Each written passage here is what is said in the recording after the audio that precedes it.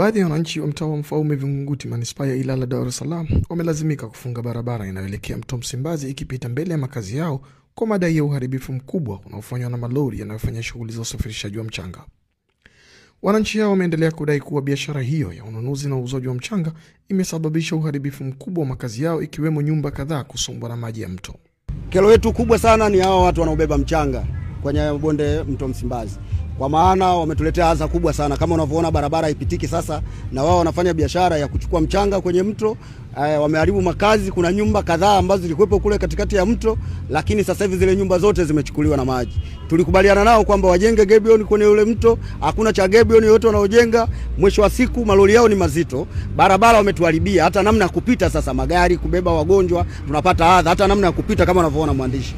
Kailo yetu sisi bwana ni mitalo. Mitalo hii ilijengwa na serikali, lakini wamekuja hawa watu wanaokuleta mchanga, wanachukua michanga, wanapaki magari yao mazito huku mpaka wametubomolea kinani mitalo yetu ambao maji yalikuwa yanapita na tulikuwa tunaisafisha kila Jumamosi na kila mwezi.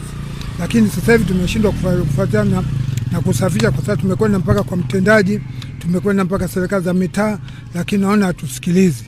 Kero ya mimi mfanya biashara na mwenye duka ili hapa, ni maana hata wateja wangu wanashindwa kuingia dukani kwa sababu pa kupita hamna. Ni tope tupu, hamna pa kupita. Wenye gambuti ndio wanaingia dukani. Waliovaa kana mbili viatu hawaingii dukani. Na hii ni kero. Saizi mwezi wa 3 unakwenda duka siuzi, naingia hasara. Nalipa kodi na umeme nini, lakini napata hasara.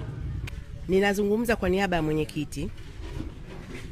Mkandarasi kesho ataleta grader kwa ajili ya kukwangua hili tope lote lilokuepo. Baada ya hapo itabidi amwage mchanga wakati kinaletwa kifusi kingine cha kushindilia. Tunakiomba kitu kimoja kwa wananchi wetu, kwanza walipokee hilo.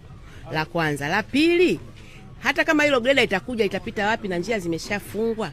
Tulikuwa tunaomba hao ambao wamefunga njia wazifungue ili kesho hilo greda likija kupita kukwangua lifanye kazi yake kwa weledi. Halafu sasa watupe siku 2 waone hii kazi itafanyika au haitofanyika. Tunawaomba wananchi wetu hivyo.